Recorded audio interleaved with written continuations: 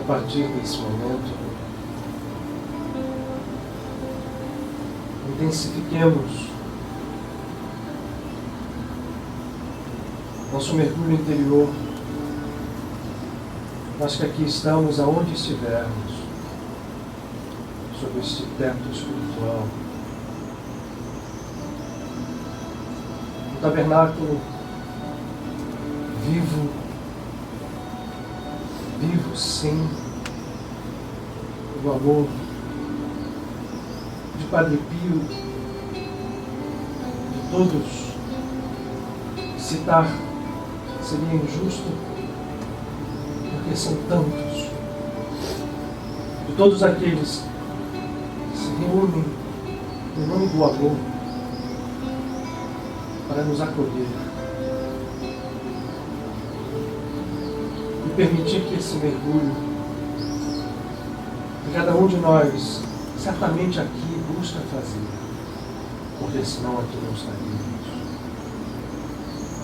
seja profícuo, para que possamos achar a pérola sagrada no fundo do mar divino. Como cantou esse poeta do amor incondicional que passou pelo mundo com o nome de Paramahansa Yogananda, comparando o mar divino, o mar infinito, ao mar que está dentro de nós. Nós somos ondas de um único mar. E se mergulharmos, encontraremos a pérola sagrada, que reflete o tesouro de valor inestimável, incalculável, por infinito também.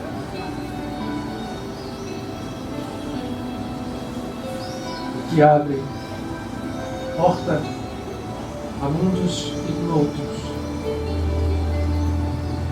que estão, entretanto, tão perto, mais perto do que possamos imaginar.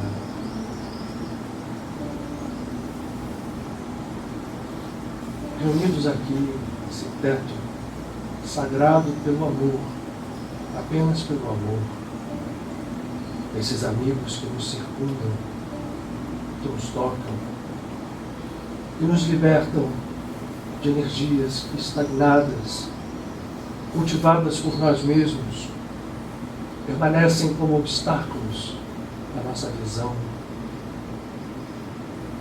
permanecem como véus ao nosso olhar divino, pelo amor desses irmãos, reunidos aqui, podemos mergulhar, sim, mais fundo, mais e mais, até que todos possamos sentir esta chama viva reacesa. Na verdade, ela nunca esteve apagada,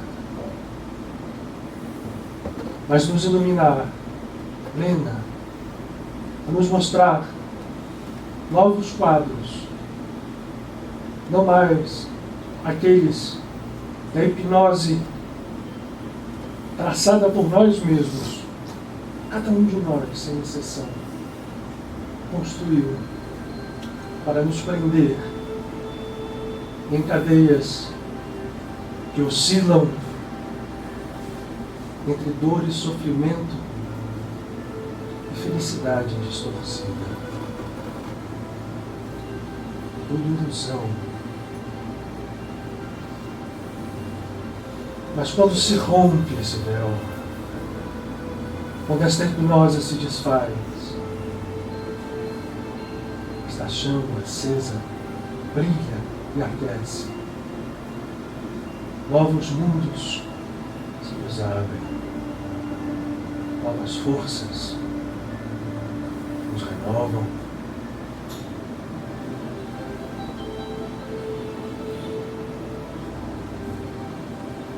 Mergulhemos mais fundo para que possamos voar mais alto.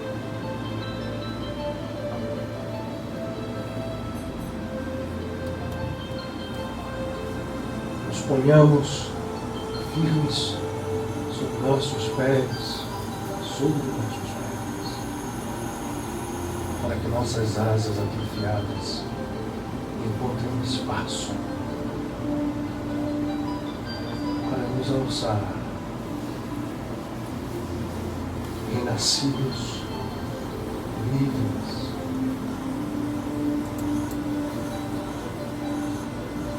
livres de nós mesmos, do mundo falso que temos criado, como deuses que somos, aprendizes de feiticeiros a usar a energia sublime, divina, de que somos herdeiros e portadores, para construir com a permissão divina os mundos que nos escravizam. Mas a hora é sempre a hora, é agora, para que a canção de liberdade, para que de olhos bem abertos e despertos, de pé, livres, possamos iniciar o nosso rumo ao encontro do divino em nós, ou mergulharmos mais fundo, porque tudo é o mesmo e um só. Que a paz do Cristo, o ungido, seja em nossos corações e nossas almas, como sinal de que estamos verdadeiramente no caminho.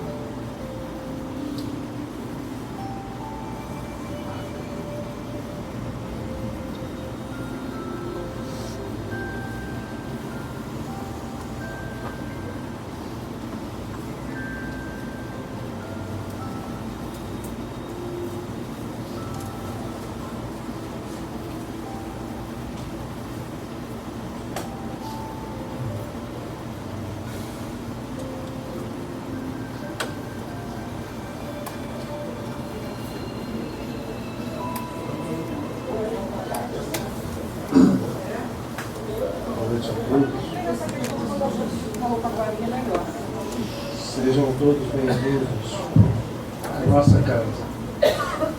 Casa sempre nossa.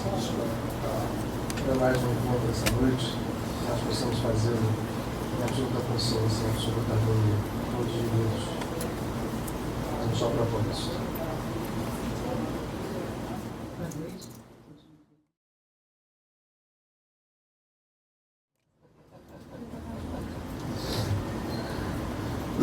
Bom, vou pedir a sua Cláudia que faça o favor de descer aqui um mapinha. Aliás, esse nome mapa, ele calha muito bem nesse esquema. Vamos continuar nossa caminhada. Só queria, em relação aqui, realizando aqui a obra, lembrar que vocês... ninguém se assuste por estar vivendo pessoalmente, quer dizer, não se assuste. Não se assuste muito por estar vivendo momentos pessoais difíceis nessa época que nós estamos passando. Isso é para ser assim mesmo. Né? Na verdade, nós estamos num momento de transição. É importante, a gente até não fala muito isso aqui na casa, a gente não dá muita ênfase a esse tipo de discurso, como uma opção, porque se mal dosado, esse tipo de discurso pode servir como um derivativo que não é bom. Né? Os momentos de transição planetária já ocorrem. E toda transição planetária com uma boa figura, ainda que pálida, É como se nós fôssemos fundo e trouxéssemos lodo, né, para purificar uma determinada quantidade de água. E os momentos de transição planetária, em termos coletivos e em termos individuais, refletem esse tipo de estado. O lado bom da coisa é que esse processo de transição, se ele for bem compreendido, trabalhado por nós, ele nos dá ganhos muito importantes e profundos de consciência, porque o que basicamente importa num processo como este não é o fato que vai acontecer ou vai deixar de acontecer, a catástrofe física ou eventos que estão aí acontecendo já há bastante tempo, de qualquer natureza física, social, enfim. O ambiente do planeta é um ambiente conturbado, né? Nós vivemos uma era que foi chamada da era digital, e essa era digital nos trouxe um encontro conosco mesmos em termos de aumento de velocidade de tudo. Isto só acelerou esse processo de transição do planeta como um todo, mas nosso trabalho é dentro de nós mesmos, porque se estamos fazendo um trabalho dentro de nós mesmos, de despertar, temos que ter, e esse é um dos passos à frente no nosso estado consciencial, entender que um trabalho interno feito dentro de nós, a modificação profunda dentro de nós mesmos, influencia, ao menos, na verdade, influencia a criação inteira, porque a criação é uma. Nós vamos ser, usando aquela expressão, menos um pouco. Vamos nos contemplar com o nosso próprio planeta. Um trabalho feito internamente dentro de cada um de nós vai influenciar toda a comunidade encarnada e desencarnada que habita nesse planeta. Que acenda verdadeiramente a sua luz interna, colhe frutos não só para si, porque isso permite que nós reconstruamos as estruturas em que vivemos, os mundos em que habitamos, porque o mundo em que nós vivemos é uma criação do ego coletivo, mas no momento em que um ego individual desperta, ele ganha primeiro o fruto de mudar o seu mundo, ainda que o mundo todo não mude, mas ajuda a mudar o mundo também. Quem faz essa modificação interna consegue afastar de si os eventos que plantou no passado. Essa libertação, quando se dá no nível profundo, ela afeta a lei do karma. Começando pela nossa própria lei, kármica individual. Tudo aquilo que nós plantamos, estamos colhendo. Não há injustiça no mundo. Há plantação e colheita. Mas como no Evangelho, que é uma das escrituras mais codificadas que existe, está escrito que pode haver colheita por quem não plantou. Isso é uma das frases mais difíceis de se entender no Evangelho, porque aparentemente ela vai de encontro a toda a lógica desse raciocínio. Mas não. É uma lógica mais profunda. A gente colhe o que não planta quando nós estamos em estado de consciências que nós podemos abranger ângulos maiores do que o nosso próprio ângulo individual.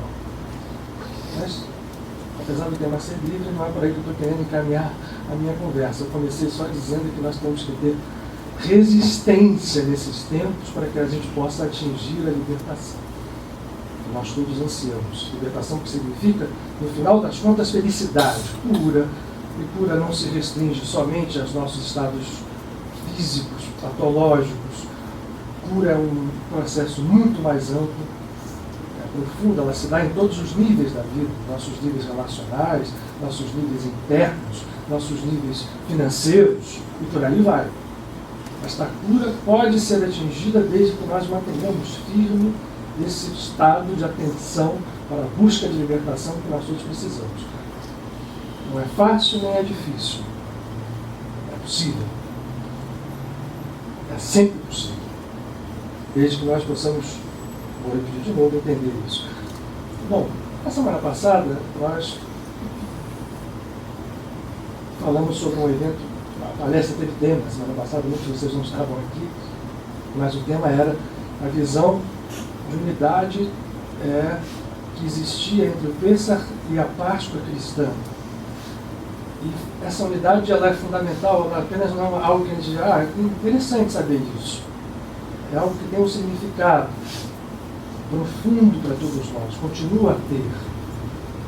O Pêssar é um evento que ele acontece no Antigo Testamento, um evento histórico, que é a libertação do povo de Israel que estava escravo no Egito, depois daqueles eventos contundentes das 10 pragas que foram trazidas do faraó depois da última, que foi a pré-avisada a Moisés da morte dos primogênitos, todos os primogênitos do Egito seriam mortos, homens e animais, e os dos filhos de Israel seriam preservados pela unção, pela marcação, da porta com o sangue do cordeiro, especificamente levado ao sacrifício. Nós falamos sobre isso e falamos das 3 pontas de um triângulo hipotético, onde estaria nascendo em Abraão, no primeiro momento, quando ele faz aquele chamado sacrifício de Isaac, mas não, é a amarração de Isaac, na verdade, onde ele amarra seu filho, coloca a mando de Deus num altar de holocausto para sacrificá-lo. Ele faz isso com toda a consciência, primeiro de receber um comando em fazer, e depois, e esse é o grande ponto de entendimento para nós, e o mais interessante é que no fundo, como Abraão era alguém que mergulhava muito na sua natureza divina, ele sabia que aquele sacrifício, no final das contas, não se daria. Mas ele apostou em ir até o final para testar isso. Ele sabia da sua vitória, mas poderia saber da vitória e dizer, então, cara, eu não vou, né? O senhor não vai fazer isso, então eu não vou lá. Não, ele foi, ele seguiu aquilo que tinha que ser feito até o final para poder ouvir depois a voz do anjo dizendo, não faça nada com seu filho, aqui existe um cordeiro. O cordeiro é um símbolo absoluto para nós. Ele foi trazido depois à Páscoa, ao Pêssar, o evento da libertação, para ser sacrificado e o seu sangue marcar as portas dos filhos de Israel para que o anjo passasse por cima, saltasse por cima e preservasse os primogênitos do povo de Israel. O que aconteceu, e depois disso o faraó os mandou embora. E eles saíram em direção ao deserto. Depois nós vamos ter o evento com Jesus. Parênteses aqui, né? Há sempre, eu sempre observo, talvez haja sempre, vocês não estão acostumados, o que nós buscamos aqui é um entendimento de unidade. E não é possível que a gente entenda todo o trabalho de Jesus sem que essa unidade esteja ali como um farol para nos mostrar. Jesus não veio ao mundo para fundar uma nova religião, ele não veio ao mundo para ser venerado como Deus, ele não veio ao mundo para criar, apesar dele dizer, olha, vai acontecer desavenças, porque o ego é o ego, ele diz assim, tem 5 dentro de uma casa. 5 é um número simbólico do ego. Né? A estrela de 5 pontas é a estrela que mostra um homem de braços abertos. Cabeça, 2 braços e 2 pernas apoiados sobre o tronco. É reflexo do homem, no seu estado evolutivo. Ele dizia, as 5 pessoas, as 5 dentro de uma casa, elas vão brigar entre si. Enquanto Cristo não prevalecer, a briga entre as nossas personalidades, entre as nossas estruturas internas do ego, entre as nossas estruturas ocultas, tudo isso vai entrar em convulsão até que o Cristo venha e vença. Ora, ele sabedor disso, e vindo como veio, e se vocês lerem os evangelhos com cuidado, vão ver todo o tempo ele relacionado intimamente com toda a missão do povo de Israel. E quando ele promove tudo aquilo que promoveu durante a sua vida, ele pontua sempre com clareza de retirar a sua figura egóica, a sua figura nominal, Jesus de Nazaré, da frente para deixar passar o Cristo ungido, que era igual ao Pai, e depois pontuar esse Cristo como um ser divino presente em todos os homens, em todas as criaturas, homens e não homens, animais, no mundo. Ao fazer isto, ele completa toda uma obra que começara em Abraão. Completa não é bem a palavra, porque não termina aqui, ela é evolutiva, ela continua hoje, através de nós, através de todos os missionários que vieram depois dele. E esse trabalho do Cristo não foi à toa que todo o processo da sua crucifixão e da sua ressurreição se dá na festa de Pêssar, coisa que também ficou oculta no cristianismo. A Páscoa, né, a palavra Páscoa, em inglês ainda tem Passover, né, passar por cima. apesar de ter o Easter, que refere a outras, mas o fato é que ele não escolheu à toa aquele evento. Por quê? A festa era mais importante, ela marca o início do ano, ela marca o sacrifício de um cordeiro, né, que vem de Abraão. Ele se denomina um cordeiro a ser sacrificado. Ele quem? Não é ele que quer ser adorado para ser, né, venerado como um Deus. Ele, naquele momento, representava o que se chama do Filho do Homem. Essa expressão, Filho do Homem, também é muito mal entendida. Nós vamos só entendê-la se nós lermos os outros profetas, como Isaías, como Jeremias, como Miqueias, que se referem à expressão Filho do Homem, referindo-se sempre ao homem egóico que se liberta. O Filho do Homem é aquele que é filho do homem, né, o ego, que vai deixar passagem ao Filho de Deus aparecendo. E o Filho de Deus, vou repetir, está dentro de cada um de nós, homens, mulheres, crianças, animais, e tudo mais na criação. Então, quando ele se intitula o Cordeiro, ele está se intitulando a esse Filho do Homem que vai ser crucificado, no sentido de que ele se entrega a um processo aparentemente destrutivo, morte, para mostrar logo em seguida que nem esse processo, dito por todos como o último possível, é capaz de vencer a força da vida permanente. Esta é a única permanência, esta vida plena, absolutamente desperta, sem vinculação com estrutura nenhuma, ressuscitada por isso. E quando ressuscita, ele reaparece aos seus discípulos, já não mais como aquele Filho do Homem, mas ele reaparece aos seus discípulos como aquele que fez a consciência messiânica explodir dentro dele. E o período em que ele fica, vamos chamar assim, perto dos discípulos ressuscitados, é um período muito interessante também. Primeiro que ele aparece sob diversas formas. Ele não utiliza só a forma física habitual, tanto que há relatos nos evangelhos, primeiro os seus discípulos não o reconhecerem. Mesmo Maria Madalena, no primeiro dia, quando ela dá de cara com ele, ela acha que ele é o jardineiro. Ora, ela conhecia muito bem. Quando ela consegue enxergar, ela cai em cima dele. A gente, quando falou do Marra Samadhi de Ukteso, o Yogananda fez a mesma coisa com o seu mestre, ele agarrou e apertou, de tanta saudade que ele estava, e o Ukteso ali materializado, ressuscitado, do mesmo modo como Jesus fez. Ele disse, milagre, se você assim é capaz até de me desmaterializar. Ele não disse isso, mas Jesus para Maria Madalena falou, não me aperta assim, porque eu não subi para meu pai ainda. Talvez ele estivesse referindo a outras coisas, né? O nosso caso aqui também, de conversar sobre isso hoje. Mas o fato é, quando ele reaparece mostrando a plenitude de um estado e aponta para os seus discípulos que eles todos poderiam alcançar esse estado. E deixa uma mensagem fazendo de um cordeiro pascal, pudesse ser entendido no modo mais amplo como um sacrifício que levaria à libertação, como foi no Egito. E aí tem um fato interessante. Quando a gente falou em tema livre de palestra, e é prático, né? O que vai acontecer? Vamos começar com Jesus, depois a gente volta atrás. Jesus, então, ressuscita no primeiro dia da semana, né, no domingo, de madrugada, aparece depois várias vezes. Tem um episódio com Tomé, o discípulo que, ele não estava na hora que ele apareceu, vocês são malucos, vocês viram, aí se materializa ali. Quando fala materializar, porque assim, espírito desencarnado a gente vê, a gente conversa, incorpora. A materialização foi para mostrar a eles que o espírito domina a matéria. Naquele momento ali ninguém conhecia física quântica, mas hoje a gente vê perfeitamente o que estava em jogo. A energia se condensando em matéria e se descondensando, comandada por uma mente absolutamente desperta, que era a mente crística em Jesus de Nazaré. Como foi em Ukteso, como pode ser em qualquer um de nós. Será uma ótima notícia. Né? Um dia será, certamente será. Como acontecem especificamente em reuniões para a materialização, onde existem essas reuniões, esse fato acontece. Ele se materializa então com o Tomé ali e fala, aqui Tomé, aqui, olha, aqui tem as chagas estão aqui, põe a mão.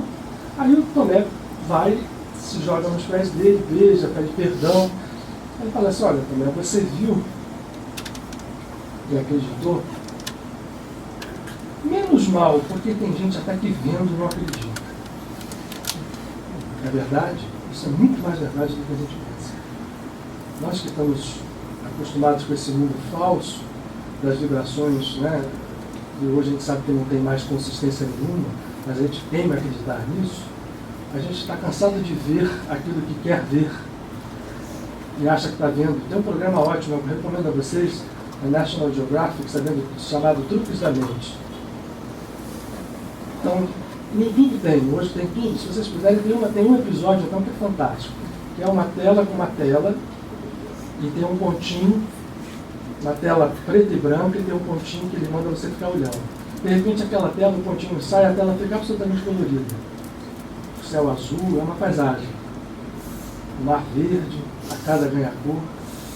Aí a gente, bom, ele tirou, botou a tela, né? A verdade é a seguinte, a tela é preta e branca e continuará sempre preta e branca. Você, concentrando naquele ponto, ativa certas células da retina do cérebro que fazem com que a mente crie as cores que são complementares àquela cor que está ali posta inicialmente. Não é preta e branca não, é uma cor bem embaçada. A gente cria as cores. O céu azul aparece só na nossa mente, a tela mesmo foi na preta e branca. E como outras coisas. Nós estamos acostumados a fazer isso o tempo inteiro. E a gente acha que ver para crer é alguma coisa que é muito importante, que nos chancela a realidade. Nem tanto, disse Jesus para Tomé. Porque tem gente que vê e não crê. Vê outra coisa. Nas sessões de materialização, por exemplo, por que elas não acontecem tão intensamente na frente de céticos? Porque o cético, ele não quer ver. Não existe o cético absolutamente... Quase não tem. Tem alguns, né? São aqueles que estão livres do julgamento. Geralmente o cético é o cara que quer negar. Eu aprendi com Rocha Lima uma coisa que depois a gente foi comprovando ser realidade. Quando você vê querendo negar, você pode montar uma outra realidade para você e para os outros e, por exemplo, destruir um fenômeno. Pesquisadores do século XIX chamavam isso de raios psicobólicos. Eles são emitidos através do chakra frontal e dos dois olhos. Então, quando, por exemplo, a materialização do William Crookes, que estudou, um cientista que estudou muito uma determinada médium na Inglaterra, quando havia céticos ferrenhos dentro da sala, a médium entrava em transe, a entidade se materializava e dizia: eu tenho muita dificuldade de me materializar porque o pensamento de descrença está influenciando e não me deixa materializar por inteiro. E o Crookes foi um dos maiores cientistas que passou pela face do mundo. Foi quem descobriu a ampola de raios catódicos que deu origem a isso aqui, por exemplo. Essa luz fluorescente aqui vem da descoberta de Crookes. Bom, eu fiz uma divergência para mostrar que Jesus, quando chegou para Tomé, ele disse: há aqueles que que viram, acreditam, aqueles que viram e não creem, mas há uns que são bem-aventurados. São aqueles que têm fé e vão ver. Essa é a ordem do ser que procura o seu Cristo. Porque de toda forma nós estamos construindo os nossos mundos. Só que quando eu procuro ver para crer, ou não acredito e não vejo, eu estou criando um mundo à minha volta falso, ilusório, robótico, mas que vai funcionar como realidade para mim, por um tempo. Quando eu entro na fé verdadeira, que fé não tem nada a ver com crença, no sentido religioso, eu acredito nisso, acredito naquilo, fé é algo mais profundo, é algo que tem um caráter não só passivo, uma passividade altamente dinâmica, uma atividade passiva ou uma passividade ativa, e as duas coisas. A fé, ela é algo que movimenta forças. Então, aquele que tem fé verdadeira está num nível próximo ou em direção ao nível crístico, e este, então, quando tem fé, ele vê. Por isso é que a gente fala tanto ali em pensamento positivo, em coisas que vêm a partir da nossa, né, força mental, que também não é o ideal. Essa força não pode estar na mente, ela tem que estar lá dentro, mais profunda, nesse nível crístico. Era isso que estava se referindo Jesus. Muito bem. Ele chega, convive com os seus discípulos e, em um determinado momento, ele desaparece. Ele não ascende aos céus. Há descrições de ele ascender, há descrições de que João, por exemplo, não fala nisso. Alguns evangelhos falam numa ascensão, outros não. Mas há um momento muito importante, falei que é começado no cristianismo, porque tem um evento que todo mundo conhece, chamado o evento do Pentecostes. Conhece mesmo? Eu acho que todo mundo ouviu falar dessa palavra, Pentecostes, que é a descida do Espírito Santo. As línguas de fogo que caíram sobre os discípulos, reunidos num local fechado, em Jerusalém.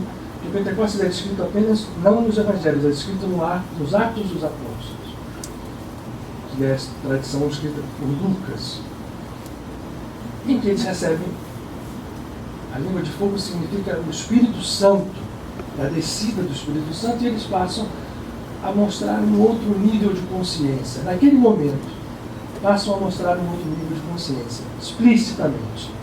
O evento se dá em Jerusalém, eles estão reunidos, são 13 dentro de uma sala, 12 discípulos, porque já naquele momento Matias já substituía Judas Iscariotes, tão injustiçado, né?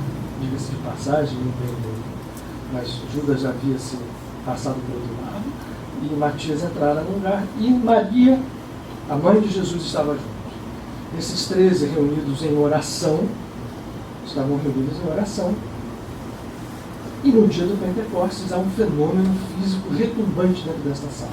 De tal forma esse fenômeno foi retumbante, houve um ruído intenso primeiro, a sala começa a tremer, ela se ilumina e todos veem como que, na descrição deles, naquele momento, a única luz que eles conheciam vinha do fogo. Não conheciam luz LED, nem luz, enfim, de outra natureza.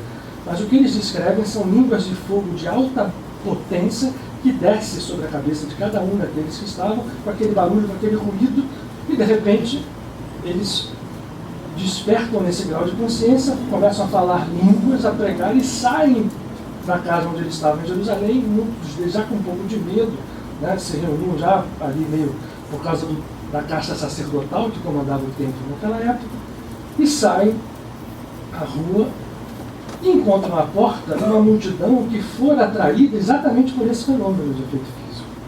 Não foi um fenômeno só percebido por eles. As pessoas chegaram perto porque devem ter ouvido o barulho, devem ter ouvido alguma coisa que chamou a atenção, e elas foram para aquele local. Lá dentro estava acontecendo aquilo, quando eles saem para fora encontram à porta uma pequena multidão. Essa é a descrição dos atos. Isso se dá num dia chamado do Pentecostes. Comecei de trás para frente, todos eles eram judeus praticantes.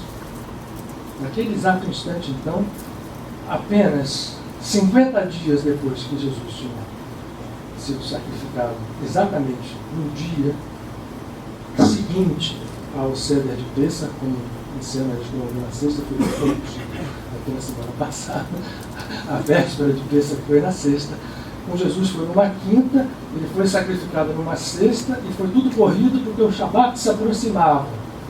E tinham que tirar ele rapidamente da cruz, colocá-lo, fazendo os ritos judaicos de sepultamento, para que não acontecesse no Shabat, não se pode fazer isso durante o Shabat.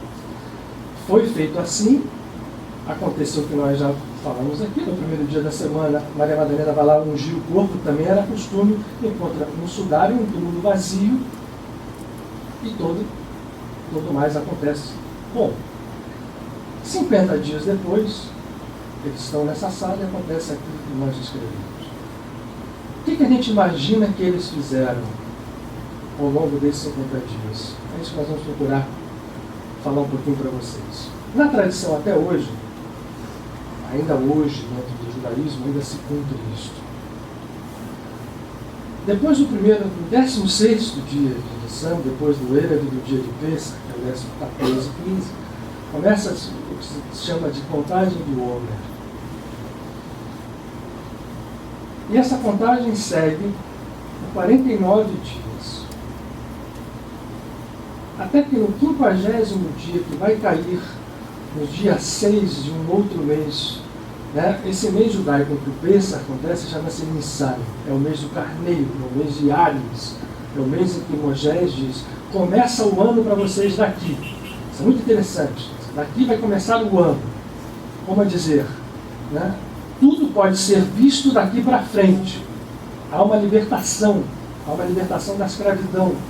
Há uma libertação quando Abraão desamarra o seu filho para sacrificar um cordeiro. E há uma libertação quando Jesus sai inteiramente vivo de um túmulo. E vai haver uma libertação 50 dias depois, contados os 49 dias do homem. O que é isso? Logo que o povo sai, Moisés recebeu os comandos pela sua mediunidade fantástica o tempo inteiro, e passava ao povo. E esse foi o comando dado ao povo pelo divino, de que se contasse o homem. O homem era uma medida que se usava muito para o trigo. O que os antigos faziam? Foi dito que cada uma das famílias chegasse por 49 dias seguidos, levando esta medida homem ao trigo, ofertando isto ao Senhor. O trigo ofertado, contado, um homem de trigo. Eles fizeram isso por 49 dias, avançando por dentro do deserto. Não sabiam que no 50º dia ia acontecer um evento que também seria um marco na história da humanidade. O que acontece nesse 50º dia?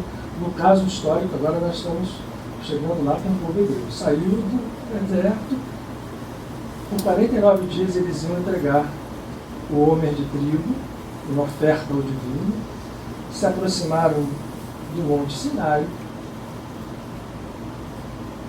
Na verdade, esse fato é até depois, mas para ilustrar, a gente vai contar para vocês, né, para dar mais ênfase à história. Isso foi feito depois em comemoração. Mas o fato é que, no 50º dia, Moisés, no alto do Monte Sinai, ele recebe a Torá.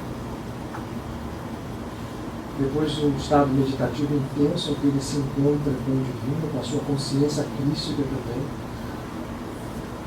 ele recebe uma ordem para que o povo se prepare. Por 3 dias eles se preparam, lavam, tomam banho, colocam vestes purificadas, e acontece, esse deve ter sido um dos maiores efeitos físicos presentes na história, porque a descrição é uma coisa grandiosa. Vamos à Bíblia e vocês vão ver. Soam os chofarotes, as trombetas soam a toda, né, no alto do monte, uma nuvem luminosa cobre o monte, trovão, relâmpago. Naquele momento, Moisés está recebendo a Torá. A Torá não são apenas os 10 mandamentos, ele não recebe só os 10 pronunciamentos. Ele recebe, na verdade, a tradição profunda da Kabbalah diz que ele recebe a Torá inteira, o que é uma coisa absolutamente einsteiniana. Porque, na verdade, ele recebe no mesmo momento 5 livros de coisas que ainda vão acontecer. Mas isso é só um sinal para nos mostrar que essa história toda, e todas essas 3 histórias que a gente falou aqui, são histórias de código. Não importa muito o evento histórico em si. O que importa é o que tem de significado profundo nessa história. Por que as pessoas foram lá entregar trigo e hoje se conta o Homer, ninguém vai entregar trigo? Que símbolo está posto aí, e que eventos, e que fatos, e que energias estão em jogo? E por que Jesus escolhe o Pêssar para se sacrificar e depois para reaparecer para os seus discípulos? E 50 dias depois, vejam bem que nesse momento ele não aparece. Eles estão ali, os 13, e vêm as línguas de fogo, como uma espécie de um evento quase que semelhante, logicamente muito menos grandioso. Não se estava no Sinai, nem em cima, nem no deserto, mas a casa foi sacudida, línguas de fogo entraram na sala, tomaram as pessoas, como o povo todo, quando viu aquilo, ficou absolutamente tomado por temor, ajoelhado, né? Tentem imaginar essa cena, né? Naquela época, então, temor que tomou as pessoas. O que está em jogo aqui, nesses 49 dias? E hoje nós começamos agora no pôr do sol, o 3º dia. Então, dá para a gente aproveitar. O que se aproveita disso? O que os discípulos fizeram? Eles contaram o Homer até o 49º dia, e no 50º receberam o Espírito Santo. Se eles fizeram isso, que processo espiritual estava em jogo? O que acontece nesses 49 dias, desde que nós estejamos atentos para tal? São 49 dias de preparo para atingir a consciência crística. pergunta que não acaba é, nós todos, se começarmos a contar o homem, se tivéssemos começado, né, há 2 dias atrás, se fizermos hoje, quando chegar no dia 6 de Sivan, que nesse ano cai dia 24 de maio, eu fui olhar no calendário direitinho. Assim, eu olhei errado mesmo, eu fui olhar depois e falei, não tem nada errado, estava lá, era dia 24 de maio, cai num domingo esse ano. O Pentecostes católico vai cair pertinho, que se conta a partir da Páscoa também, da Páscoa cristã. A pergunta é, nós vamos chegar a estado crítico? Não. Lógico, eu imagino, né? Porque eu também posso estar sendo injusto, porque alguns de vocês aqui, a gente sempre brinca, pode ser um tzadik oculto e já está nesse estado há muito tempo e pode atingir, né? Chega lá e atinge, não precisa nem disso. Jesus é um libertador por natureza, como foi Moisés. É um libertador por natureza dentro de uma tradição que é única. A tradição cristã e a tradição judaica não podem ser separadas. Elas só fazem sentido do ponto de vista de um ponto comum. E esses 49 dias que nós começamos, o terceiro, repito, são dias de trabalho espiritual, se alguém quiser fazer, esse é o convite, poderá fazê-lo, para que no Pentecostes, se não atingiu, se não recebeu o Espírito Santo, pode, de repente, avançar uns 3, 4, 5 passos e pode ter surpresas na sua vida pessoal. Nós estamos acostumados a passivamente achar que Deus tem que nos dar isso, ou tem que nos dar aquilo, ou tem que responder às nossas orações. É verdade. Só que isto de responder orações, isso de se dirigir a Deus, não passa por nós nos dirigirmos a um ser que está lá, sentado num trono, disponível ou não a nos responder, se Ele quer. Essa direção a Deus passa por um trabalho dentro de nós. Não se atinge Deus fora, porque Deus certamente transcende a tudo, inclusive a nossa natureza individual, sem um caminho que passe e encontre o Deus interior. Não há ilusão maior do que essa, de nós acharmos que estamos submetidos a uma fatalidade, a um capricho, a um julgamento, ainda que nós acreditemos em lei de causa e efeito, nós tendemos a projetar essa lei de causa e efeito para fora de nós. Às vezes achamos que ela é tão pesada que é incapaz de ser mudada, quando uma das características mais fortes do trabalho de Jesus foi fazer isto ser posto de lado, não que ele tenha decretado a falência da lei de causa e efeito. Impossível, porque ela é construída a partir da nossa própria decisão. Nós é que quisemos, optamos por nos fazer presos a ela. E por isso nós próprios podemos decretar a nossa libertação. Como? Por esta visão de que o que precisa ser sacrificado é o cordeiro, não no sentido de uma morte para destruição, porque o ego não é ser destruído, ele precisa ser incorporado à visão de Cristo, ele precisa ressuscitar. De filho do homem, ele precisa ser em plenitude filho de Deus. Nós somos filhos de Deus. Mas somos filhos do homem ainda, filhos do homem que nós construímos. Então nós não podemos nos prender nesta teia de lamentação e olhar quase sempre para trás, porque isso nos agarra ao passado, né? Pode vir até chavão hoje em dia, mas o presente, que a gente não consegue definir, é o momento que a gente define, e o que se constrói, é o que se constrói quando a gente constrói de verdade, é aquilo que sai do momento em que eu resolvo não olhar para trás mesmo. Porque quem olha para trás tem uma outra história nesse código aqui, Sodoma e Gomorra, da mulher de Ló, que ao ser chamada para sair daquele caos que era aquela cidade, isso é um código que representa as nossas vidas. Abraão pediu para que se libertasse, para que Deus não julgasse nem condenasse a cidade. Ele foi pedindo assim, se eu encontrar, foi descendo, né? De 100 justos ele chegou a 1, só sobrou Ló e a sua família. Eram primos dele, falou assim, vai e tira a família de lá. Foram os únicos que se salvaram. Só que a mulher de Ló tinha sido recomendado, não olhem para trás. Ela vira para trás e o código viram uma estátua de sal. É o sal da terra que perde o sabor. Como Jesus vai lembrar na sua passagem algum tempo depois. Sal torna insípido, não há mais uso para ele, pelo menos para aquele momento, vai ter que se reintegrar novamente. Enfim. Mas esse caminho, eu acho que nós todos já estamos cansados dele. Ninguém quer ficar mais preso a essa roda eterna de reencarnações que acabam nos fazendo evoluir muito lentamente. Há processos mais velozes. Mas enquanto a gente está aqui, né, quando não tem computador, o erro só é não acender. Né? Se for computador, passa logo tudo. Por que eu baixo esse mapa tão bonitinho, colorido, que muitos de vocês não devem, talvez, conhecer? Porque esta contagem de 49 dias, ela faz... O que ela se propõe? Ela propõe que nós recebamos o Ruach HaKodesh, o Espírito Santo, que Jesus se refere como Consolador. O Consolador não é uma determinada religião, não é... O Consolador é todo um processo de libertação.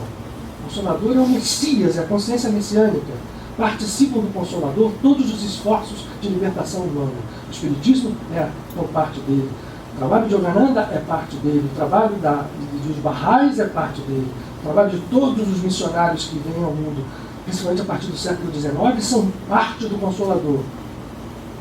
Para quê? Para que em cada um de nós o Consolador venha, nos fale daquilo que ele, Jesus, não falava, porque eu vou para vir o Consolador. O Consolador é o Messias, é a consciência messiânica, que não está num ser individual, nem mesmo em Jesus ou em outro qualquer que a gente acredite ser tão grande. São, mas todos eles pontuaram que essa consciência messiânica era, dentro de cada um de nós, o seu lugar para nascer, e ao fazer isto, quando alguém desperta o Messias em si, ele desperta o Messias no mundo. Ele é capaz de... Gandhi falou isso com tanta... Olha o trabalho de Gandhi. O trabalho de Gandhi é uma absoluta prova prática desse processo.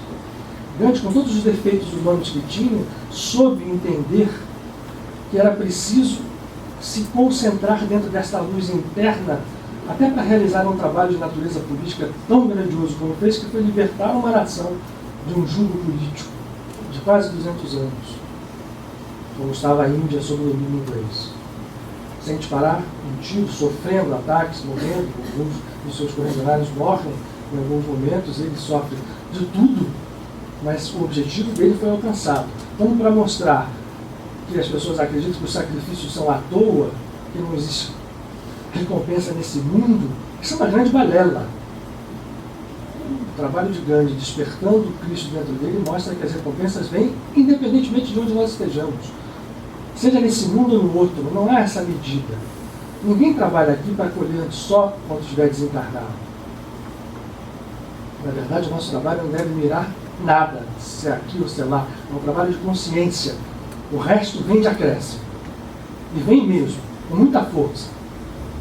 É que a gente não consegue provar. Esses 49 dias são um bom caminho para a gente provar. Que código nós estamos em? Primeiro, o número 49. O hebraico, como os algarismos romanos, né, que se equivalem às letras são números, é uma numerologia, uma gemátria em cada uma das palavras hebraicas. 49 é a gemátria de rolê, que significa doente, rolê, e latit, que significa silêncio. Nós todos estamos doentes e, portanto, nós temos que trabalhar 49 dias para atingir a cura. Não é só doença física. Eu falei que é uma doença, é o ego doente. Então, esses 49 dias são trabalhados para que nós, ao chegarmos ao 50º, no Pentecostes, que em hebraico se chama de Shavuot, que são semanas. Pentecostes tem o número 5, são na verdade 50 dias, contados com 49 semanas inteiras, mais um que está fora desta conta, mas que coroa o processo inteiro. Em que se trabalha cada característica do ser humano. A gente vai buscar lá dentro de nós. E por que essa figura está aqui? Vamos a um pequeno preâmbulo, absolutamente incapaz, eu acho, de traduzir qualquer coisa, mas a gente vai tentar. né, depois de tantos anos. O que está aqui é um símbolo chamado Etz Haim, ou árvore da vida. É uma estrutura diagramática. Deixa eu passar para cá, né? Escura aqui. Não atrapalho vocês aqui, não? É uma estrutura diagramática de um processo que pode ser relacionado a qualquer coisa na criação, desde uma estrutura individual dentro de nós, a árvore da vida, ou ao universo inteiro. Por exemplo, cada uma dessas bolinhas se chama uma medida, ou esfirá. Cada dessas sefirás, ou esfirotes, né, uma dessas propriamente dita, ela tem dentro de si, porque, como é que eu posso dividir isso aqui se Deus é uno? Todas elas têm dentro delas mesmas todas as outras. E cada uma delas se refere a uma espécie de qualidade ou um processo expressivo, ou uma emanação da própria divindade, sem que isto a divida. Todas elas, portanto, têm todas as outras dentro de si, e todas elas se unem em uma tríade que está posta aqui, finalmente, depois de algum tempo, né? Que é chamado da realidade negativa, ou aquela realidade que está além, não só do pensamento, não só da concepção humana, além de qualquer coisa. Mesmo coisas que vão além do pensamento. Por exemplo, um grande meditador, por exemplo, atinge esse estado aqui, a coroa, Keter. Mas aqui ele não atinge. Isso aqui está realmente fora da concepção de realidade, chamada de realidade. São chamadas as realidades negativas. Em hebraico, aqui Ain significa nada, e o nada é um nada muito próximo ao nada de Buda. Aliás, dia 8 de abril se comemora, né, o nascimento desse grande ser na Siddhartha Gautama, no Jardim de Lumbini, conhecido como Buda Sakyamuni, agora, né, daqui a 2 dias. E o Nirvana budista, o vazio budista, se equivale muito a esse Ain, que é nada. Isto aqui é o infinito, a gente sofre, é o eterno ou infinito. E aqui, quando acrescenta-se a palavra Or, que é luz, é a luz infinita. Mas isso tudo aqui está fora da criação. E não é da criação do nosso universo físico. É da criação de tudo que seja concepção de criação possível. Imagina um plano búdico, plano sático, para usar uma linguagem, né, conhecida de muitos, ou um plano causal. Isto aqui está acima desses planos todos. Isto aqui está acima do universo físico, que vai ser relacionado, para vocês que estão aqui atrás podem não ver, a esta esfera aqui de Asiá. O universo físico, nós seres encarnados, com corpos físicos, estamos com o pé, com a cabeça mergulhados nesse universo de Asiá.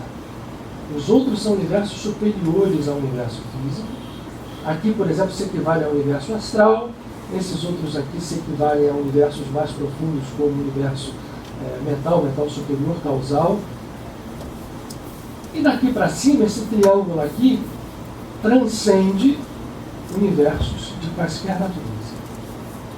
O universo causal, o universo mais elevado, búdico, vai ser toda essa manifestação daqui para baixo. Esse triângulo superior só se atinge em que momento? Quando nós rompemos os véus e a consciência messiânica desperta em nós. Onde está o Cristo interno, na linguagem mais conhecida nossa? Está posicionado e dormindo aqui, na chamada Esfera Tiferet, que é a beleza. Vejam que ela está bem no centro, no eixo central. Vocês vejam aqui que são 3 eixos. Esse aqui mais longo, esses outros 2 compostos, esses 2 eixos ou colunas, de 3 esferotes cada um. Este outro tem uma quarta aqui, né, que é o universo físico, e outras 3 superiores. E esta em amarelo é onde reside a centelha crística. Todas as outras trabalham em função dessa. Você vê que ela está ligada a todas as outras, inclusive em linha reta a última, e também aquelas 2 outras superiores que estão, vou repetir, fora da nossa consciência pessoal. O trabalho dos 49 dias da contagem do Homer é restrito a essas, contem aqui comigo, quantas são? 1, 2, 3, 4, 5, 6, 7, 10 contando as 3. Né?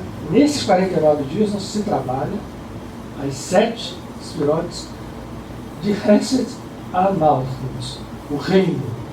Essa palavra Malchut significa reino. Jesus não incluiu no Pai Nosso também, é teu poder, o reino.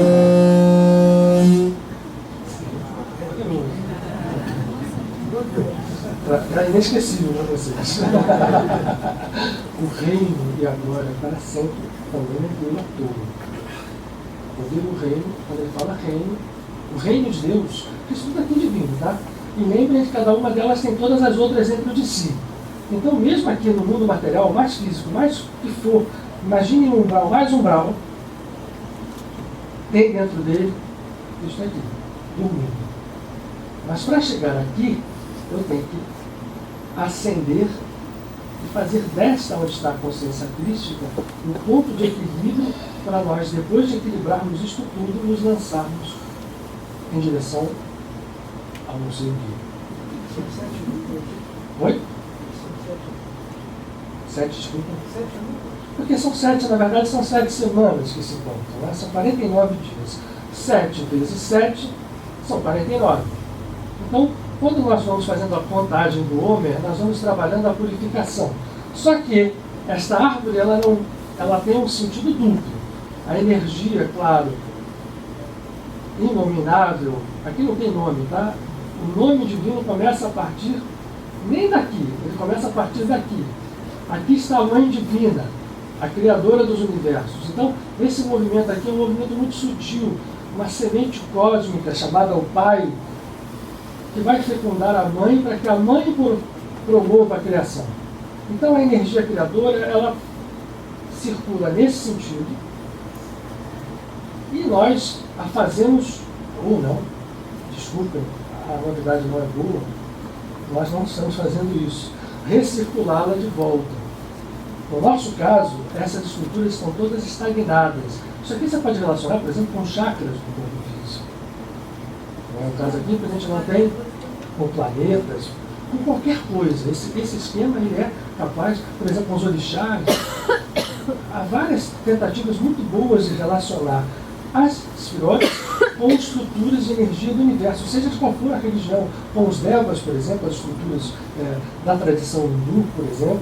Você pode, é capaz, a Kabbalah tem uma característica, como ela surgiu no Médio Oriente, os seus sábios tinham contato com os sábios de todas as tradições, egípcia, hindu, que tinha uma ligação com mais alta. E, portanto, eles foram capazes de fazer uma síntese muito interessante de trabalho para quem quer buscar espiritualmente. Os 49 dias são dias de purificação e a gente começa contando como se nós estivéssemos, né? Na verdade, não estamos, bem posicionados em Hesed, que é onde se conta, estamos contando 7 dias de Hesed, e em cada uma delas nós vamos contar todas as outras, por 7 dias. O primeiro dia, por exemplo, se chama Hesed de Hesed, a misericórdia da misericórdia. O segundo dia vai se chamar Gvurá de Hesed. Cada um desses dias vai nos permitir trabalhar internamente uma característica nossa. Por exemplo, se a misericórdia em mim é algo que falta, esta primeira semana nós estamos entrando no terceiro dia, que é Tiferet de Hesed. Depois faz Netzach de Hesed, Hod de Hesed, Yesod de Hesed e Malchut de Hesed. Aí pula-se para Gvurá. Conta-se os 7, Hesed de Gvurá, Tiferet de Gvurá, e por aí vai, desce para Tiferet. Completadas as 7 semanas, nós vamos trabalhar dentro de nós mesmos essa centelha crística e estaremos, eu diria, mais aptos a conhecer essa verdade no dia que os apóstolos de Cristo receberam o Espírito Santo. Se a gente não recebe o Espírito Santo por inteiro, a gente certamente receberá algo especial para cada um de nós, um trabalho interno, e os dias são propícios a isso, vibratoriamente. Então, eu diria o seguinte, não precisa contar o Homer uma tradição, porque quando a gente começa a fazer isso, a tendência é a gente, às vezes, entrar uma importância muito grande no ritual e esquecer o que é mais importante, que é a essência.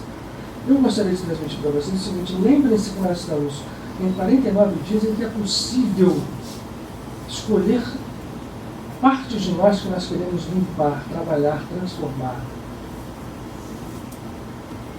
e integrar ao Cristo interno, para que este salto nos eleve à tríade superior, que vão somar as 10, portanto, esferotes, que nesse momento fica ali só como se estivesse acima, né? Na visão dos chakras, são aqueles chakras além dos 7, né? Os 12, e por aí vai. Essa é uma ponta que vai ao infinito. Mas nós podemos e devemos trabalhar isso aqui, porque é isso aqui que nos causa problema. É isso aqui que nos prende à lei do karma. O Cristo lá no centro, o nosso Cristo interno, está sempre ali com os braços nos ligando a todas essas energias, pronto para ser desperto. Tiferet, realmente, quase sempre é uma força que está guardada ali dentro, quase que contraída, absolutamente contraída, porque em nós, essas outras 6 estão mais ou menos ativas e o grau de atividade delas é que compõe as nossas personalidades. Ativas é aquelas que estão guardadas no nosso inconsciente. Por exemplo, aqui é a misericórdia, aqui é a força, mas a força dá origem ao julgamento. O julgamento dá origem ao que nós chamamos de mal. Então, em muitos de nós, há um desequilíbrio profundo entre essas duas forças. Nós não sabemos ter misericórdia de uma forma eficiente, muitas vezes essa energia fica toda drenada aqui, isto hipertrofia, e essa hipertrofia do julgamento é que vai criar um karma absolutamente voltado para o que nós chamamos de lado mal do karma. A misericórdia cria um karma chamado bom. As forças, na verdade, devem se unir porque o verdadeiro bem está acima do que nós conhecemos como bem e mal. O Cristo interno está sempre pronto ali. Estas outras têm várias definições, mas nós podemos usar uma, eu gosto da positiva, que aqui está, que nós chamamos de a verdadeira permanência. Porque, voltando a lembrar Buda, a impermanência do mundo físico, das coisas que acontecem aqui, podem ser curadas por uma permanência de outro grau, que se referencia ao Cristo interno. Aqui está o que nós chamamos de refinamento. E aqui vocês vejam que essa daqui é muito importante. Olha só como tudo, para chegar ao mundo físico, passa por ela. Esse canal aqui é único. Na verdade, é um canal que surge a partir da queda do homem. A queda descrita no Gênesis, nas figuras do pecado original. A queda descrita, por exemplo, para falar de um moderno, a gente pode falar de todas as tradições, né? Mas um moderno chamado Pietro Baldi, por exemplo, deixou, a partir de transmissões do mundo espiritual, uma clara obra demonstrando que nós saímos de um estado chamado angélico para um estado egóico e que a gente está reconstruindo isto. Esse processo de queda está explicitado nesse canal único aqui. Ó. É como se essa última aqui, o reino, tivesse quase que se desligado do processo, apesar de todo mundo ter todas dentro de si, nós estamos meio que separados. E o processo de reconstrução de cura precisa que todas essas luzes se acendam em harmonia. Quando tudo isso estiver curado, e portanto o Homer se faz para isto, o Cristo acende a sua luz e esse canal liga ao mundo superior e o Espírito Santo. Bem, porque é o Espírito Santo, vou dizer novamente, é a consciência crística. E aí ela vai deixar de estar apenas dormindo aqui para se expressar em plenitude em todas as outras esferotes, e nós vamos ter uma árvore da vida absolutamente harmônica.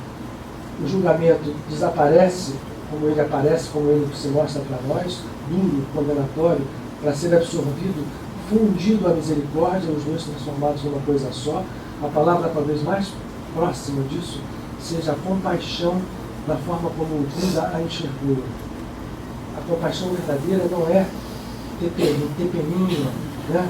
Ficar emocionado quando vê uma coisa.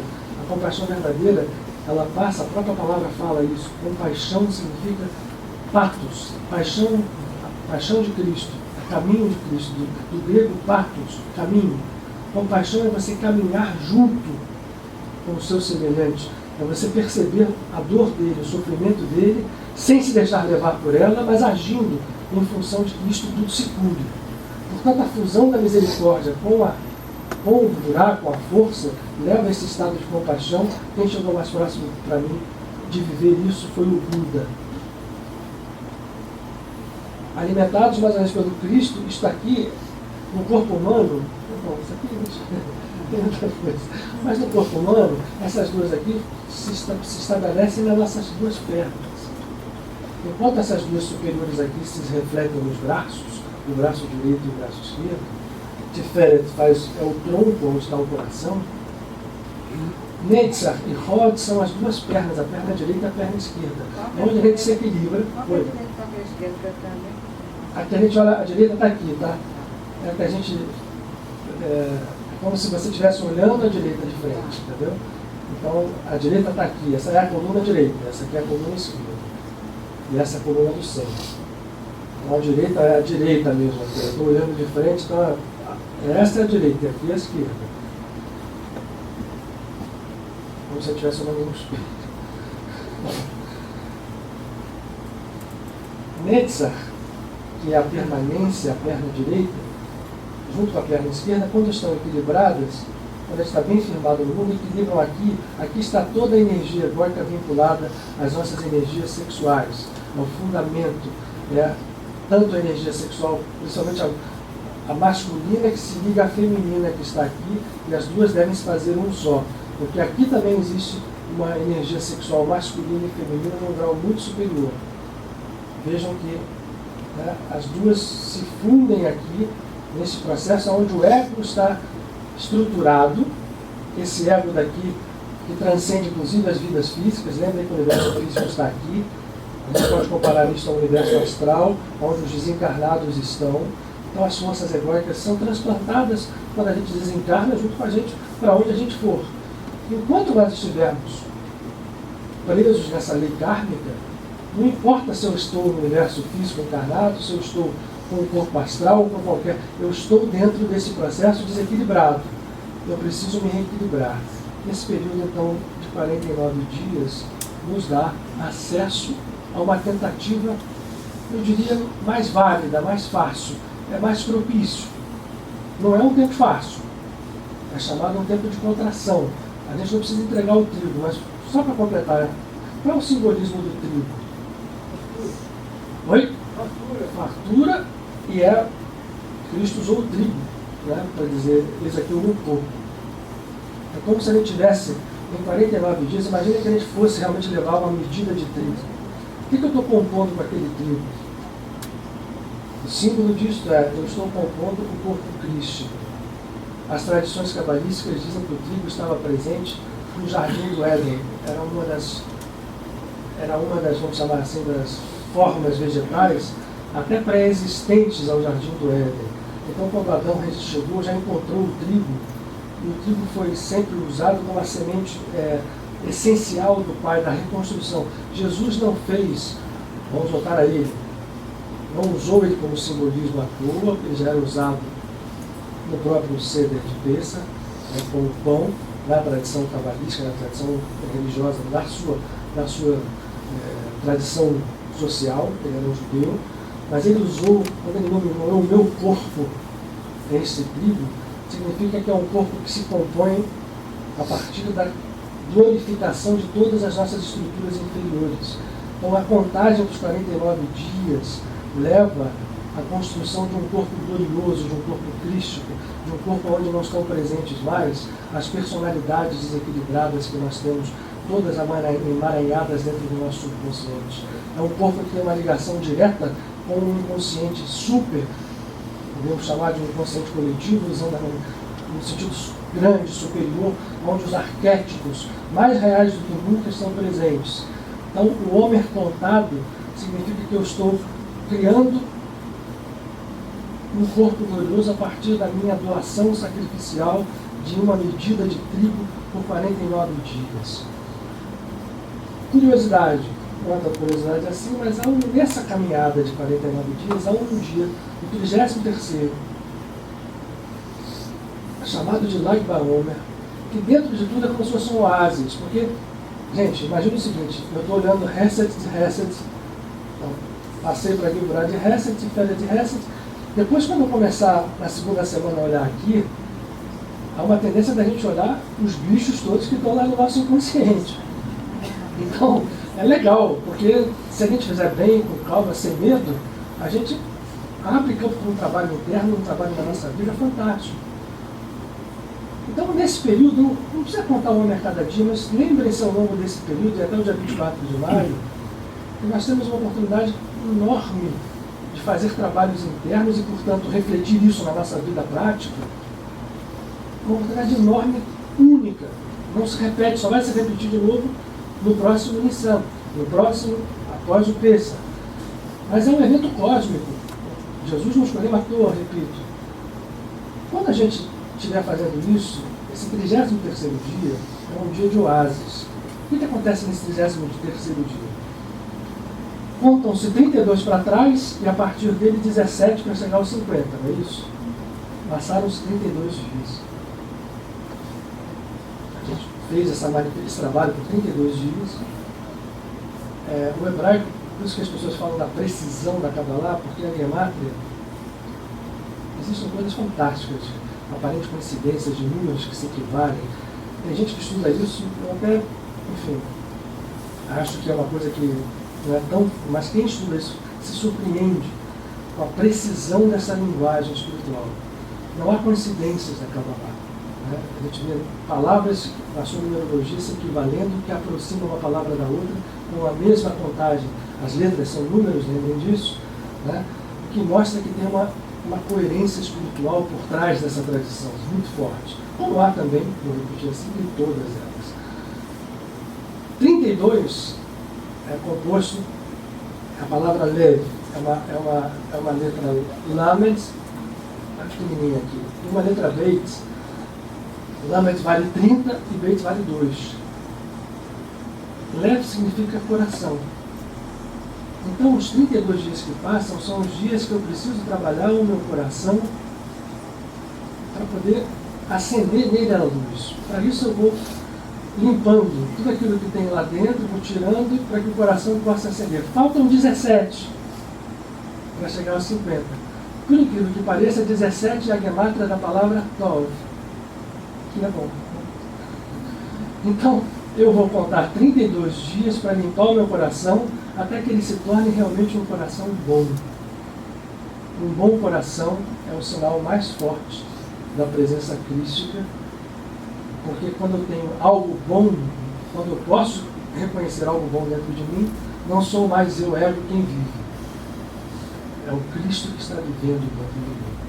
Como disse Jesus sempre, eu não faço nada. Quem faz é o Pai, bom é o Pai. Mas ao mesmo tempo ele falou, sede perfeitos como perfeito é o vosso Pai. Então quando eu vou buscar essa perfeição, eu abri mão do ego, portanto, nesse momento a vaidade já não vai, se alguém, nem a humildade, né, desapareceu tudo aquilo, só tem consciência.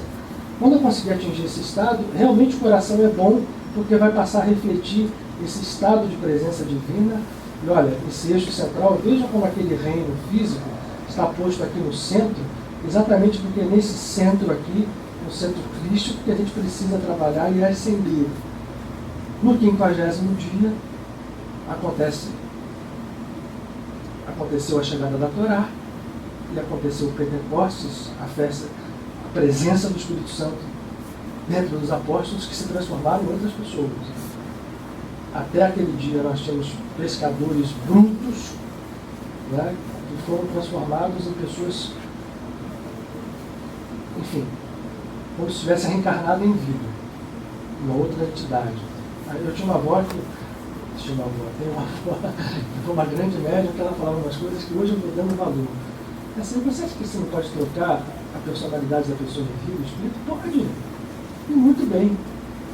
Eu olhava para ela e falava assim, isso é absurdo. pode trocar o espírito de uma pessoa em vida. O que ela estava querendo dizer com aquilo? E a apometria hoje fala muito bem disso, né? A gente tem personalidades pululantes dentro da gente, que a gente acredita que ficaram lá nas encarnações passadas. Mas dentro do nosso ego, o ego é um mundo por si só. O ego é um universo por si só. Dentro desse universo estão ali milhares de estruturas que a gente fez, criou, confundiu. Essas coisas, enquanto nós não tivermos a luz crística bem clara e o Espírito Santo não estiver em nós, elas vão estar prontas para aparecer na superfície. Às vezes a gente até nem mesmo se reconhece. Acredita que seja um espírito que esteja incorporando, quem acredita nisso, mas muitas vezes não é não. Muitas vezes é uma personalidade nossa que vem ali e surge. O ser crucificado é aquele que isso tudo passa a ser disciplinado, controlado, medido, contado. A palavra contar em hebraico, sempre que foi dado uma ordem ao povo, conte alguma coisa, ele estava, o eterno Hashem estava dizendo, avalie, mergulhe, refaça, refine, transforme, acenda. Conte esse processo. Eles não sabiam o que ia acontecer. No 50º dia, Torá, entregue. Os apóstolos de Jesus, que eram judeus, contaram o homem, sem saber o que ia acontecer, estavam achando que estavam cumprindo só uma tradição. No 50º dia, eu recomendo que vocês vejam o quadro de El Greco, que é um dos quadros que mais reflete bem essa força. El Greco, esse grande pintor, tem um chamado desse do Espírito Santo, que parece que aquilo está vibrando ali no quadro. O YouTube não, o Google hoje está para isso. É só ir lá e vocês vão ver. É uma beleza. Então, isso é possível para nós também. Esse trabalho interno, mas é preciso trabalhar.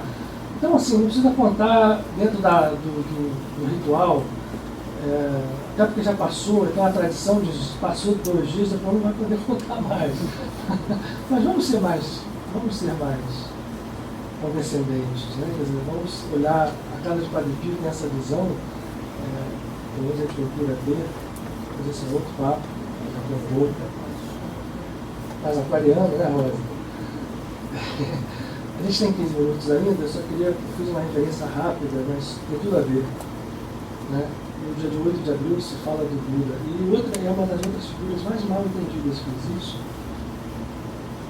apesar de a renascença do budismo, principalmente na figura como o Dalai Lama, no século XX, agora no século XXI, levantou a essência do budismo outra vez, mostrando na prática, né, as coisas como podem ser vividas e vivenciadas, e falando uma coisa muito interessante. Quando ele diz que não tem nenhum depois, ele está querendo dizer, as pessoas já se julgam, né, essa nossa história de julgar, então o cara se achou o cara, né, depois dele mais ninguém. Eu ouso pensar que ele está querendo dizer o seguinte: não tem pessoa porque você não tem que cultuar a mim, Dalai Lama, ninguém. Todas as coisas se fazem dentro de cada um de nós. O nosso mestre é um mestre interno, então é esse que nós temos que buscar. Eu não preciso ficar esperando um outro Dalai Lama, um outro Jesus, um outro isso, um outro aquilo, para ficar eternamente preso a alguém fora de nós. A gente precisa encontrar, respeitando, agradecendo a todos eles.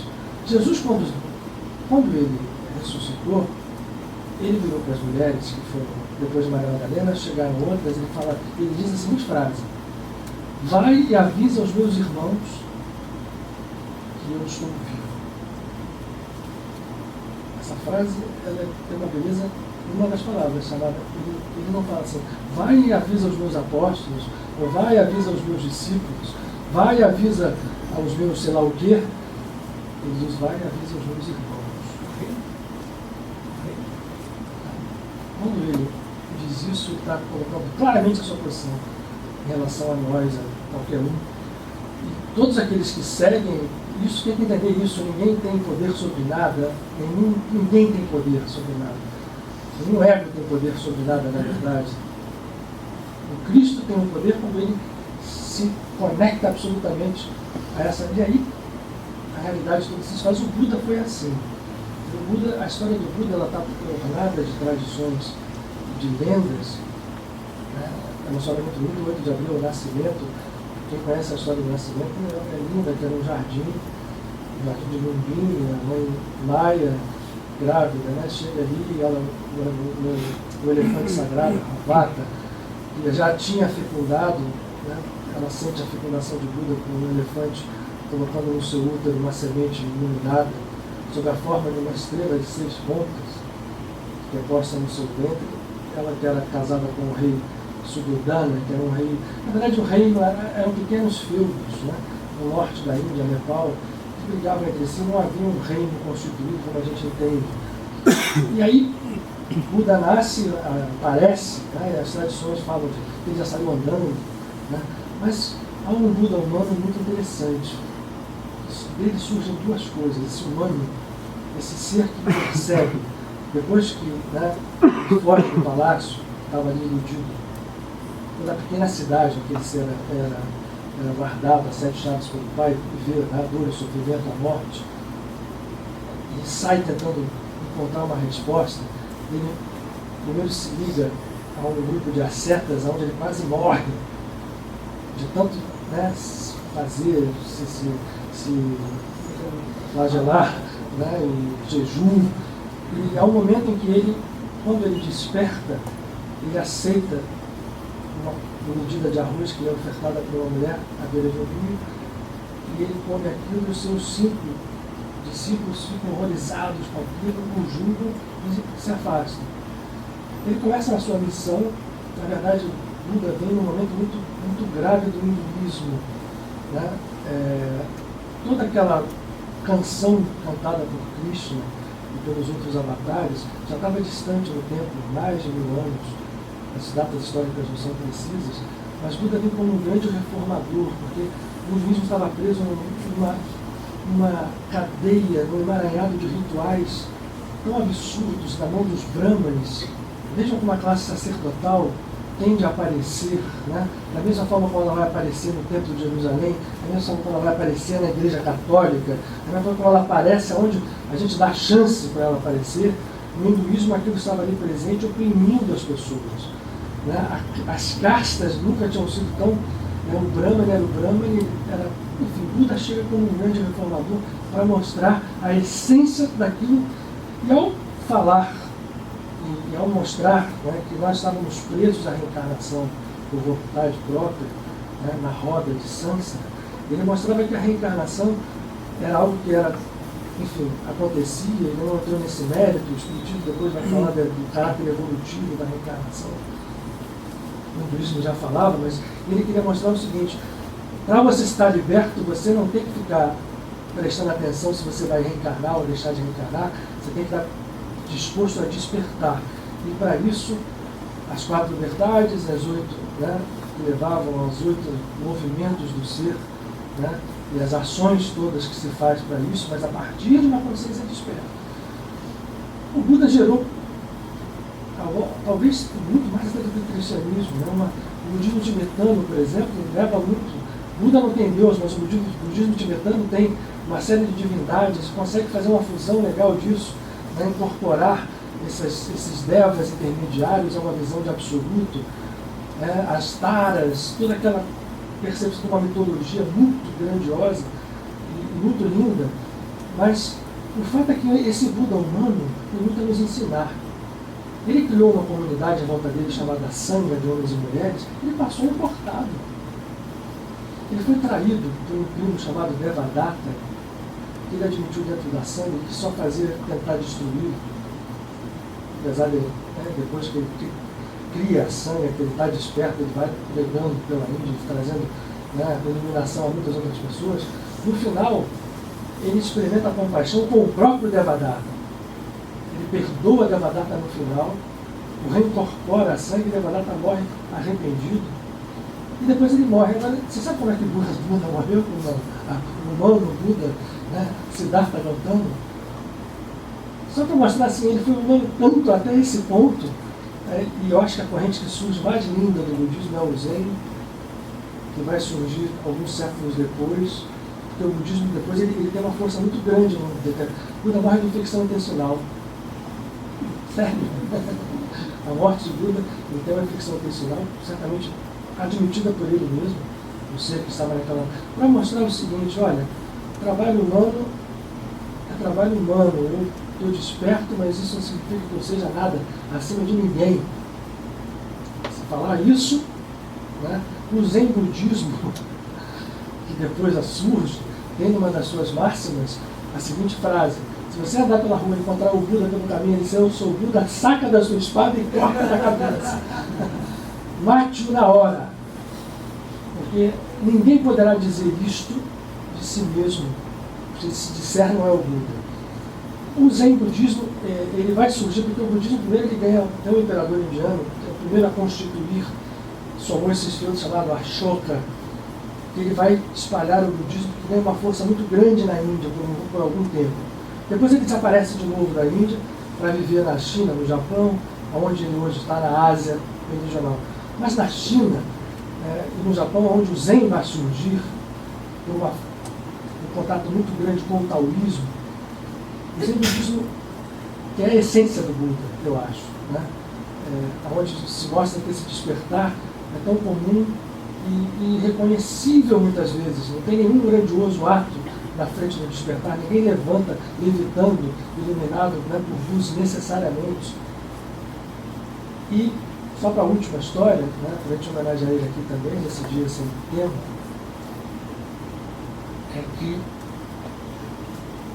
Bodhidharma, que foi no século IV, aí já depois da Era Comum, já depois de Cristo, ele vai levando o budismo à Índia e ele encontra o Imperador Amarelo, que já tinha, na verdade, o budismo já tinha chegado lá, já tinha sido aceito, né, todos os preceitos dos sutras budistas, a compaixão, da meditação, da busca do nirvana, do caminho do bem, a religião já estava mais ou menos implantada.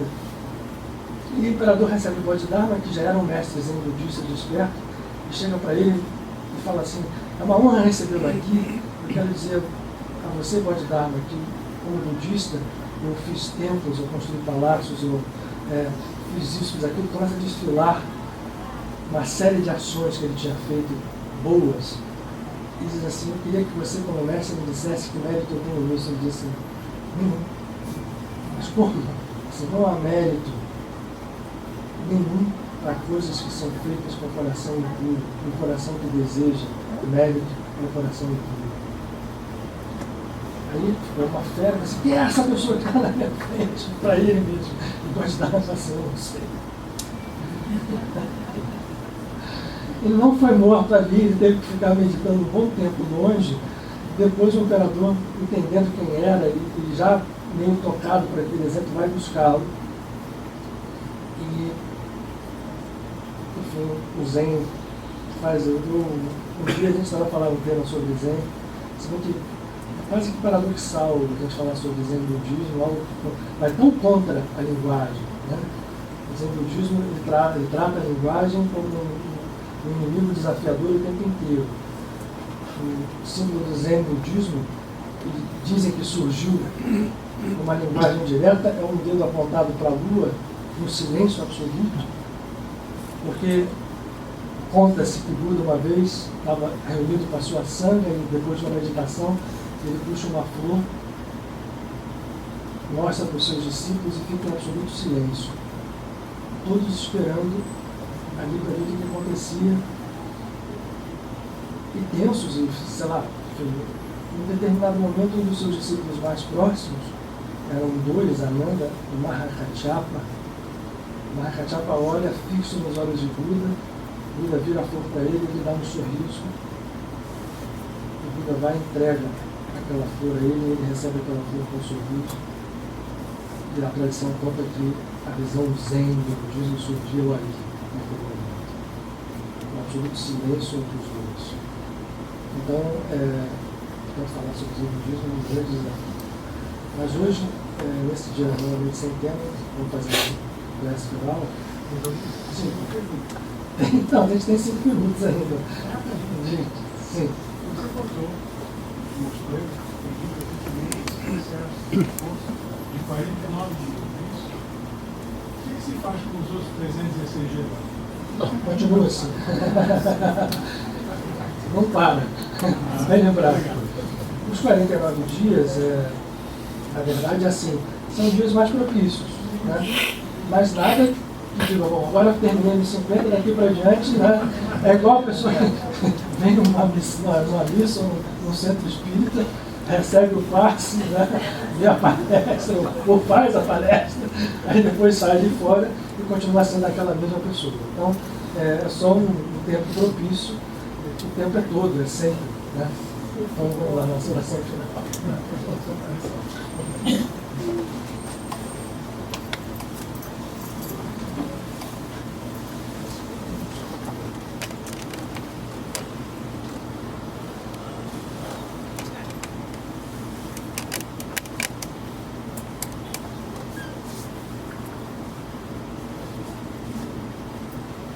Essa casa fez 18 anos no mês passado. E só quero pré-anunciar um pouco para vocês que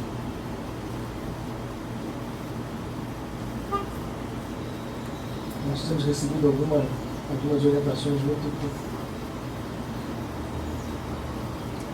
eu diria, muito intensas.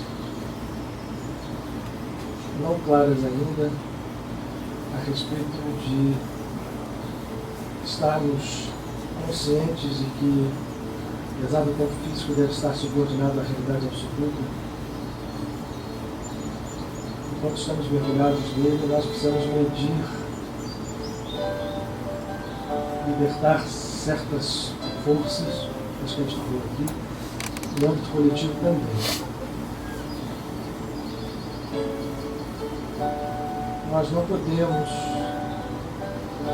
cair na tentação novamente de fazer uma instituição estabelecida no mundo seja prevalente o trabalho que deve ser feito por cada um de nós, dentro de nós, lá dentro. Isso se refere a todos nós, sem exceção, especialmente aqueles que estão ligados à casa de uma maneira mais intensa, trabalham aqui. Uma entidade outro dia me disse uma frase que eu guardei e eu quero compartilhar com vocês. Aqueles que vão ao templo de Jerusalém como a viúva que deixou lá o seu óvulo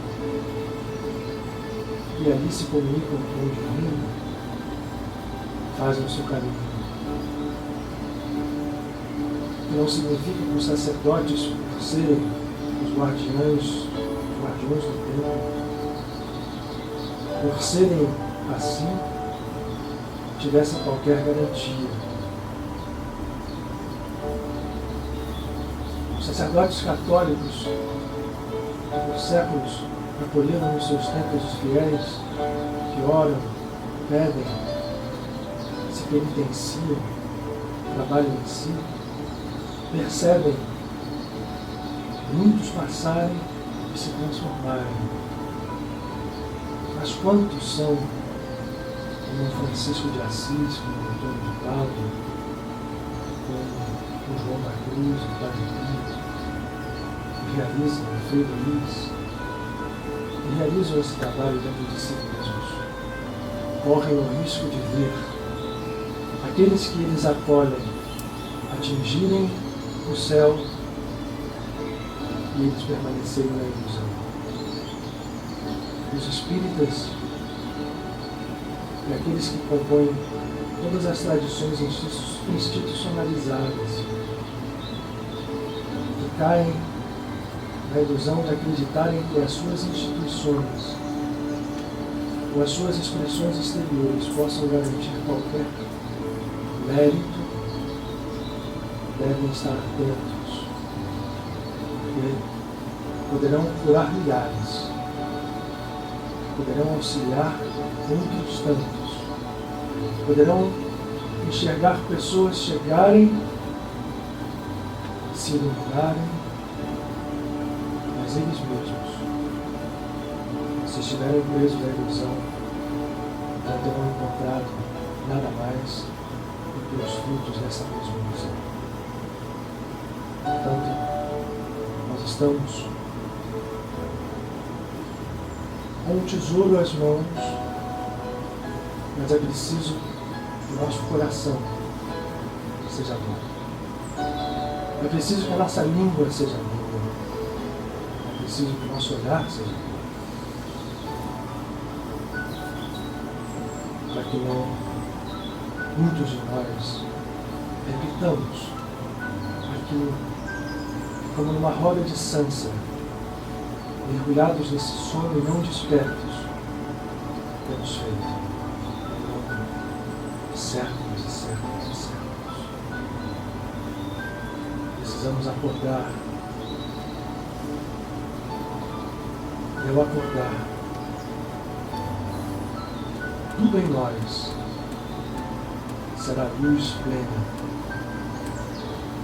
Nosso olhar será único, nosso coração, nossas mãos, nosso ser por inteiro curado.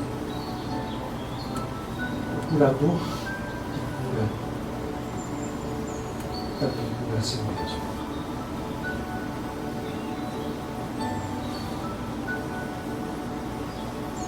Que hoje, nesse momento, nós todos aqui possamos receber. Todos nós precisamos, todos nós temos anseios, problemas. Que a misericórdia nos toque. Que a mão dos nossos amigos nos ampare, nos livre. Porque é da lei que o irmão auxilia o Senhor. Que os nossos filhos, nossos pais, nossos amados possam receber também. Mas que nós não nos esqueçamos de que ao pedir devemos acrescentar o maior dos pedidos: Senhor, por tua misericórdia infinita, nós possamos retornar para poder contemplar a tua face, o teu ser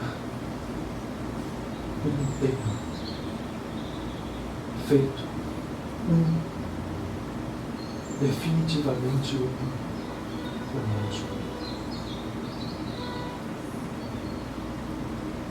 Que a paz seja conosco e que a alegria seja conosco. O apóstolo Paulo, na Epístola aos Filipenses, pela voz do Espírito Santo, proclamou: alegrai-vos, alegrai-vos, alegrai-vos sempre, sempre. Nós agradecemos.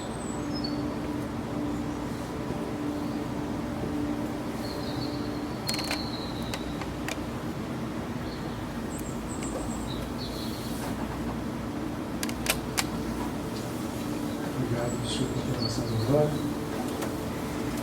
Uma ótima semana. Até a próxima.